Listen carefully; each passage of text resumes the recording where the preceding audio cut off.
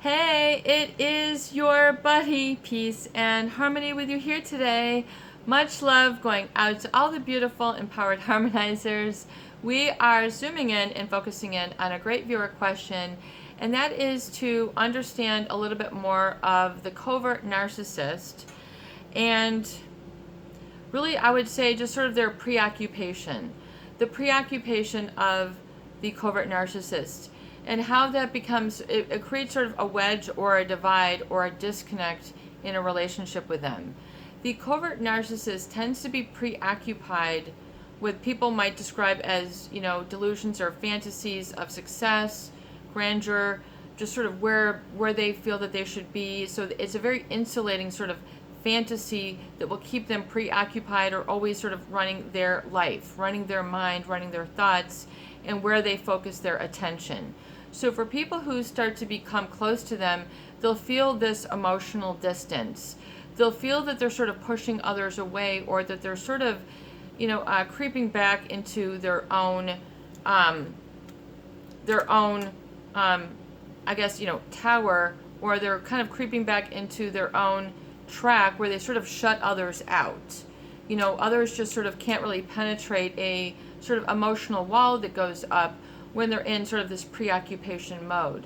And this might also serve to get them out of responsibilities, so they don't have to have the discussion, they don't have to have the communication, they don't have to have the hard talk, they don't have to do the work, they don't have to be confronted or challenged. They just sort of get off the hook.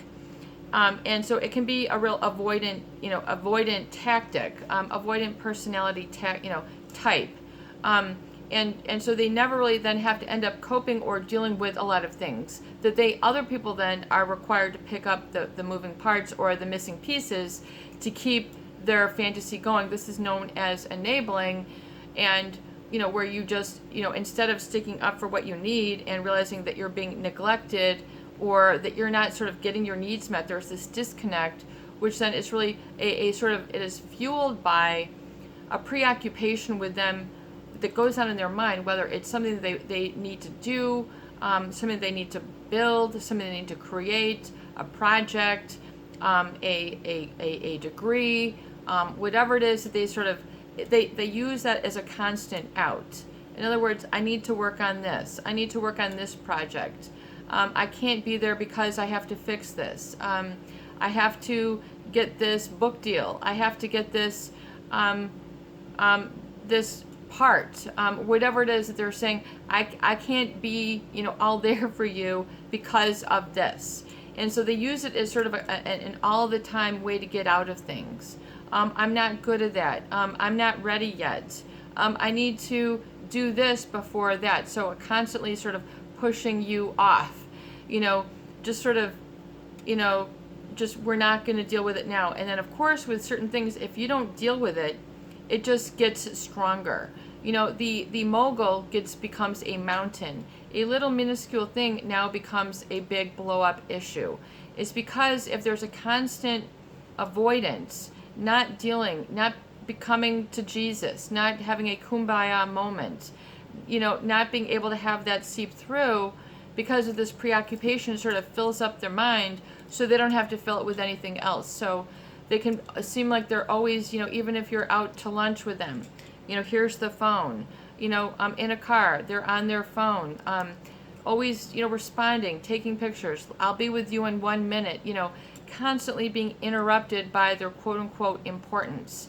And then that makes really others feel unimportant, which I think is what the narcissist is trying to sort of weave into their everyday communication, is that, you're not that important, you're, here, and, everything else is here, So they sort of cause this for other people feel this way, but people then feel that they are the cause, or that they're not important enough, they're not smart enough, they're not pretty enough, they're not talented enough, usually, and then they're quote unquote not enough, then followed by something, and that this is their so then they take ownership of the narcissist preoccupation. In other words, well, I don't rival whatever else fantasy is. So then people adapt and adjust, but they have to become then a fantasy figure to them, or find some sort of way to get attention because they become then starved for attention. So then we got a whole other big mess on the hands if you are trying to, get things, understood. Because this can be something that then, they become unaccountable to people who they should be accountable to for what you're giving them, for what you're helping them with, your type of relationship, whether it's, fiance or roommate or family member or spouse or colleague. There's a certain degree of responsibility, the ability to respond that you would expect is normal in the relationship. If you are seeing consistent failure after failure after failure where they're not showing up, they're not there, they've got too many excuses, oops, I did it again, here we go.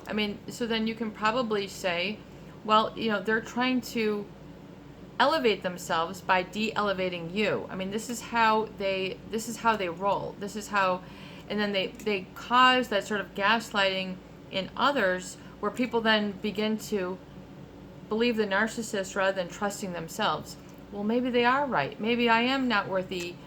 Maybe I shouldn't be responded to. Maybe I shouldn't be listened to. Maybe I don't deserve eye contact. Maybe I don't deserve the time of day. Hello, how are you? How did that go? Perhaps I don't need any attention. And so then people then bottom out and then I don't need anybody. I don't need any attention. And so it then becomes this, I'll show you. And then it can become a real stonewall, and then grown people end up behaving very silly. So oftentimes, the narcissist then thinks that because of their preoccupation, this makes them special. And they also sort of, harbor the feeling that, oh, well, you must be envious of me because I'm so talented. So they'll kind of use that as a block in the relationship. They tend to be overly protective of themselves because they feel that, people want them for their money or their talent or their goods, and you'll just have to wait in turn. It's a way for them to sort of keep that up. And some people buy that story. Oh, you are that important, you are that busy, you are, but yet their own empowerment in the relationship is slowly losing grip and losing ability to interface. So they oftentimes create this sort of, if they want to install sort of sometimes a jealousy in others, which causes them to have internal turmoil, so it keeps the relationship from getting real. So it gets them off the hook on the back end. So it's a very sort of innocuous, covert way of just not having to be responsible and accountable to others and admit guilt or admit some something humble or real, not just they can't come out and say it or say they're sorry or I get it, because they don't get it. It is a non-issue to them. So this, yes, it can create a real a feeling that you are unimportant. I think that people, and then a lot of people then don't want to then engage in their own life and their own interests because they have to then make themselves available for this type of narcissist on their terms. So they always jump at their beck and call, and so they oftentimes never then develop situations of their own, developments, growth, personal growth of their own, pursuit of their own interests, so that they can continue to prop up the number one of the covert, and then it doesn't challenge them. Do you see what I'm saying? So it creates this whole weird, mysterious dynamic that causes suffering in others, but really just becomes a dysfunction of the narcissist. And sometimes their preoccupations work, sometimes the preoccupation doesn't work. So they take it even harder upon themselves. So the narcissists are really hard on themselves when it comes to this. So be careful not to lob on a whole heaping of guilt and anxiety on yourself because of this preoccupation. People will naturally, I think, interpret it that way, and as of many psychological studies have said and studied, that the same neurological response, the fight or flight, does get triggered when people feel rejected or unloved. So that same anxious feeling, that nobody loves me, I am unlovable. I mean, especially by a significant other who you need to have that feeling with, that to connect. If that isn't present, whoa, that becomes a real issue, that is installed, learned, and then reaffirmed, and then rememorized, and then creates this sort of ongoing anxiety disorder within the other individuals. It creates and perpetuates and fosters and reinforces and keeps in motion this anxiety. And that's the ultimate fear of death, really, which is at the bottom line. I cannot make it. If I'm not connected to this person, if I'm not okay to this person, if I'm not lovable, then, I have no other chance. So the brain sort of surmises or jumps to this calculation. It's just a function of that fight or flight, that autonomic, autonomic and the parasympathetic nervous system. I mean, this is just how it works. Then it affects the adrenals, it affects muscle tension, homeostasis, being able to recognize when you're hungry, being able to recognize when you're tired, being able to recognize when you're good at something. A lot of this just doesn't hold any salt if the bottom is fallen out. So there's a lot of complexity that goes into this. There's a lot of sort of aftermath in the emotional body that is experienced by the other, who is sort of once again in proximity to these types of people with this preoccupation. In other words, you always feel like they're in your bubble and you're on the outside looking in. And this can become a real need to say, well, wow, I need to be lovable, pull me in, but the narcissist wants to keep you out. So that's how they keep this tension going, of that they're better and then you're not, and that's what they want to create. But as soon as they go away and then you're okay, you can basically understand that in the lineup of people, there are certain people who are triggering of anxiety to you. And it's not just a fabrication of your mind. There is something going on. Oftentimes there are red flags, but oftentimes people don't know to look for red flags until it's the red flag ship has already sailed and you're already on the ship. You're like, OMG, I'm on the ship with the big red flag. Where is the ship taking me now? You're like, uh-oh, I'm on the wrong seat, man. I'm in the wrong ship. I'm headed in the wrong direction. I don't want to go to that zone, that war zone, or that part of the Caribbean that, we got storm season happening. You're like, this is a perpetual storm and I'm still headed in that direction. This gets like, whoa, how do you jump ship? Obviously you can't just jump ship because there's sharks, there's stingrays, there's jellyfish. I mean, you feel like you're going to get eaten alive. So you got to kind of look at things and know with what you're dealing with and embrace where you're at and embrace the lessons and embrace the limitations and be willing to let them off the hook and allow them to be preoccupied, because you don't have to rescue them from their own evils anymore. I think also with this, a lot of people sense this and they want to be like a rescue them from their own pressure and their own need to lie to themselves and lie to others. It's like real people are like, hey, you don't have to lie to us. You don't have to be this, be that. Always, it's they're uncomfortable with this reality. They don't. To them, this feels like an ego death, and I think it makes them very insecure. So for people who, find this, you cannot have a secure relationship with someone who is insecure. People who are anxious and have had this sort of pattern develop, like this anxiety as a result, they will bond very well with secure people, because they don't have a problem. People who are secure in their sense of self, you don't have all these games. You don't have all these this emotional minefield. You don't have these blow-ups. You don't have these plateaus of emotional oasis, emotional desert. It's there is no problem. So even if you've been a victim of this, there is good news that you will get along very well with someone who is healthy and normal. It might not have the drama, but there's enough drama in life where you don't need any more drama. You can always find drama if you just want to turn on the TV or step out your door. I mean, there's plenty, so take yourself a heaping amount, but you don't need drama in your close relationships. It might be great if you're 16, 17, trying to get the homecoming queen or whatever, or you've got, you're in your 20s and it's all about that sort of, new growth and that materialism, and look at the purse or look at my motorcycle or whatever the kids you're into in your 20s that seems so important, that as you mature and get older, hey, it ain't that important. Being happy, being safe, having a peaceful heart and a peaceful life, and being at peace with the universe is a little bit more valuable. It's kind of like you can't simultaneously have a fake and enable the lie any longer, because the lie will go on.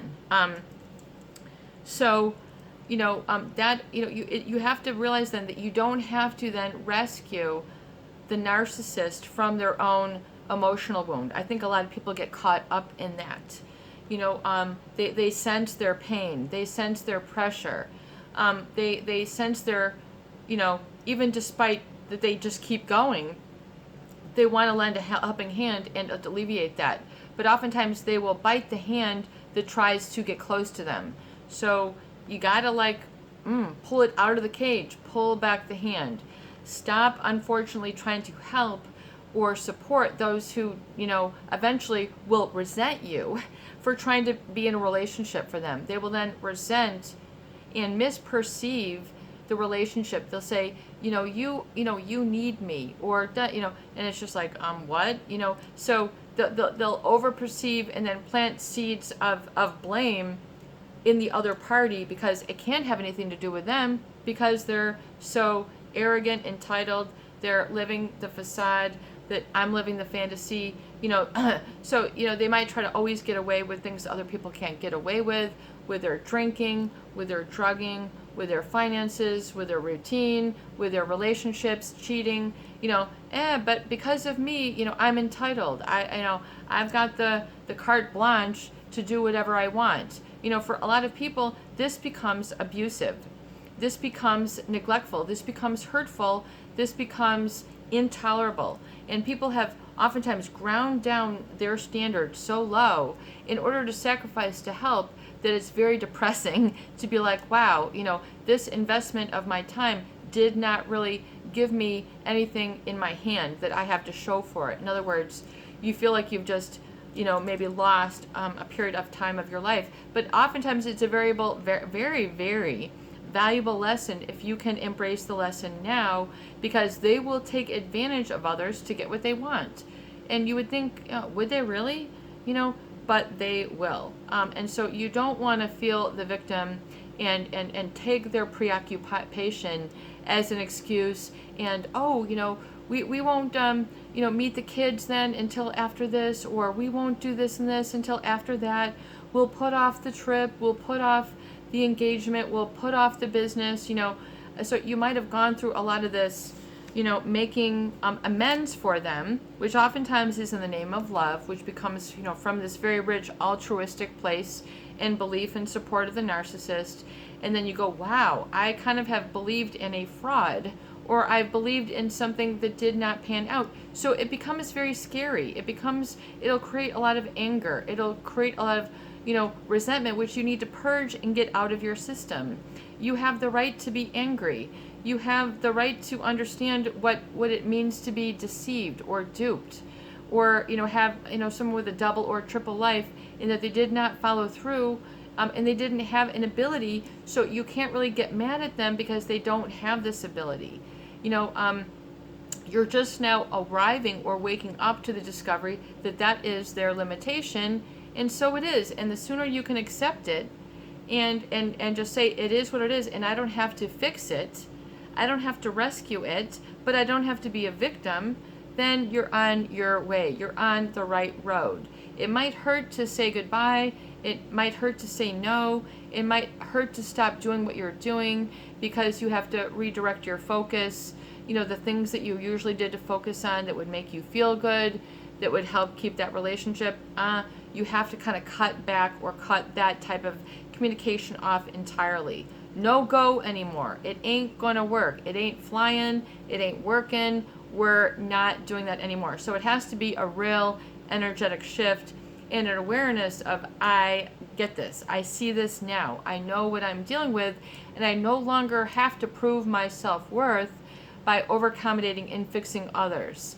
So people might find then that they sort of restore their self-worth by being altruistic, which ends up disempowering you for too long.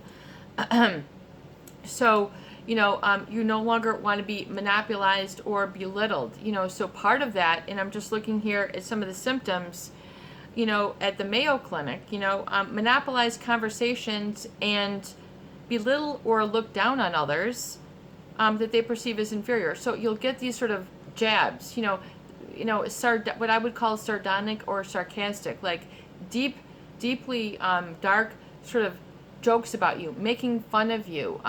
Even though it's a part of you to love, this is the real ice pick, this is the real hurtful one that gets under people's skin and deflates them, but also makes them powerless, is when they sort of make fun of a healthy, normal, or natural part of you that has no reason being belittled. In other words, oh my God, you've got a big headlight on your face. Even though you're dressed up perfectly, you might have had a breakout, and all they're focusing on is your breakout. You're like, yeah, I just, made your this, did you this, whatever. And then now, after all I've just given you, you're pointing out that I have a blemish, on my, in other words, it's all that. Oftentimes after you've done maybe all sorts of wonderful things, and then here comes not a compliment, not an I love you, but a jab. Look at that on you. Because here comes the attachment disorder. So they'll say very hurtful things, making fun or mocking your friends, making fun or mocking of your job, making fun of or mocking your family members. This is not tolerable. How dare you? And they will do that because they pale by comparison. The narcissist oftentimes is not material that can stand up to you. They're not material that can stand up to your family. It's not material that can stand up to your values. It's not material that can stand up to your spirituality, your faith and your belief in the divine. Oftentimes, the narcissist is bigger, or they feel more important than the divine. So you don't see a lot of the divine in their life. You don't see a lot of crosses, stars, religious texts, whatever it is that your faith is. Oftentimes they're people of very little faith. And that gets really ugly, because it becomes very exploitative and very selfish, and often hideously so. Hideously and often, I would call it blasphemously so. And to the point, blasphemous to me just means that they're completely lacking in piousness.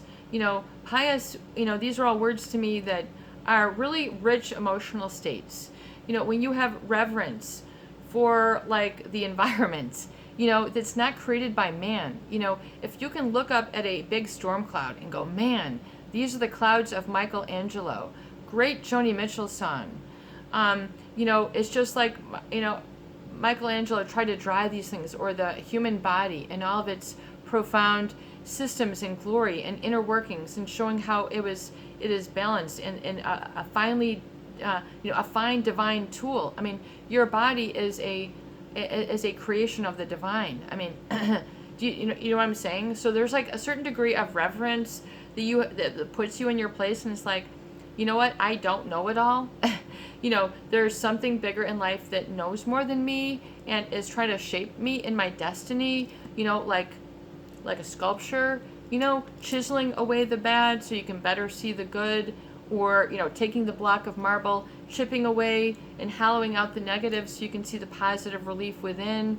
I mean, it's just, there's certain really core, I would say core, really necessary emotional body foundations that there might be a real deficit with this individual, and that is the problem. So you have to cling tight and hold tight to your values and become preoccupied with your own values.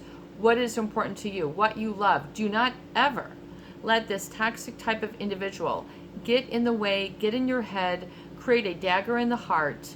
You have to know and really check the source, and oftentimes they do that because they're pathologically envious of those people who don't have to, spin the tricks that they do, that don't have to prop up the facade and have this insatiable need for power and control that they get addicted to.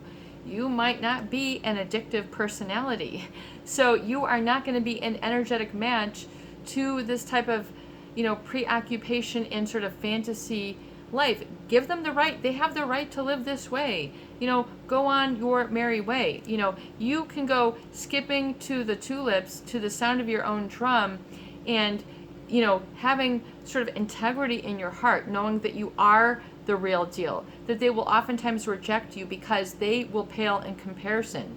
They don't have the foundation. They don't have the sensibility. They don't have the ability to commit. They don't have the ability to be loyal. They don't have the ability to weather the storm in a commitment in a true relationship.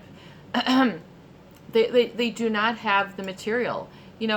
It's going to help me. I'm melting, from the Wizard of Oz, that they will melt under the water of your emotions. They will want to get away. It's not compatible. So it's nothing wrong with you. You have to understand that there is an avoidant attachment disorder with these types of folks. It is what it is. If you've been hurt, brush yourself off. That was a tough one. And you got to pick yourself up and go, okay, now I understand what I've been through. I understand what happened. I understand the source of the hurt now. I understand why it's caused this anxiety. And now you need to sort of understand that you need to then become preoccupied with yourself, getting yourself into your I am, skipping through the tulips, singing and, whistling on your merry way. Been there, done that, put on your own superhero cape and go, fearlessly into the direction of your dreams, which oftentimes involve values, passions, the need for real love, the need to be held, the need to be talked to on the level, the need to be treated with respect and empathy. I mean, these are all normal things that have been blocked out of your consciousness while you've been in this relationship. So the longer you've been in, the longer you might need to restore your I am. You've got this. This is your buddy. Peace and harmony with you here today. And I hope that these videos do help.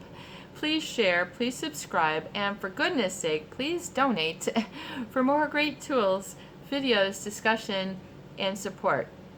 Peace be with you. Peace out. Have a beautiful day. And as a great viewer said, peace be within. Oh yeah, peace be within. Peace be within.